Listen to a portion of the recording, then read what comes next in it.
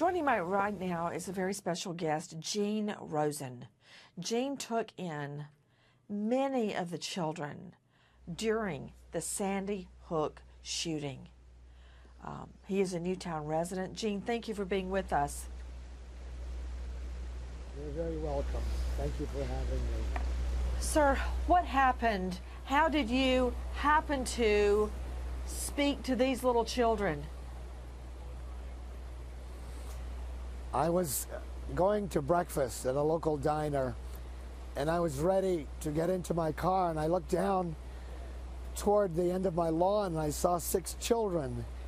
I thought that was so peculiar because they were sitting in kind of a semicircle, and they looked okay. And then I saw a man talking very loudly and harshly to them, saying, "It's going to be okay, it's going to be okay." And I thought he was talking in a very loud manner, and I thought maybe it's part of a skit or a play, and the kids were just pretending. And as I approached them, I began to see something really different. They were crying, and they looked terrified, and they looked out of breath. They looked totally tired. And the school bus driver who identified herself said, "Oh, there's been an incident at the school." And so I asked them into the house. I brought them into my house, and I sat them down, and I went upstairs to my office where my grandchildren's toys are, all the stuffed animals, and I grabbed as many as I could, and I brought them down, and they were very quiet and were not saying a lot, and I offered them juice, and they seemed to calm down a lot, or rather a little.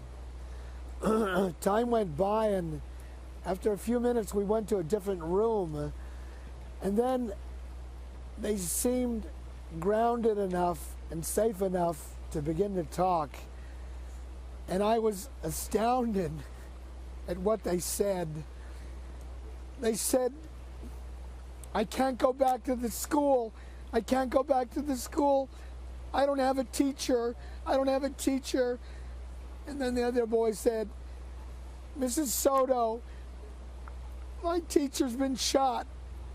I could not fathom this. I could not imagine what they were talking about. I did not correct them or ask them any questions. I let them keep talking, and they kept talking. They were talking about their teacher, and they named her as Mrs. Soto. And then the 2 boys said, "He had a big gun and a small gun. He had a big gun and a small gun." They were talking in this very staccato, very pressured way, and they were weeping. They were crying so much, and they were saying, "We can't go back to the school. We can't go back to the school. We don't have a teacher. Our teacher is dead." So they knew then, Jean, exactly what had happened. They all saw what happened. I think they witnessed the execution of this beautiful 27-year-old woman. They obviously loved her. They kept talking about her until I saw the fatality, the casualty list. I did not want to believe it. I said to my wife, "They haven't released the list yet. I hope that lady's not on the list." And she was on the list.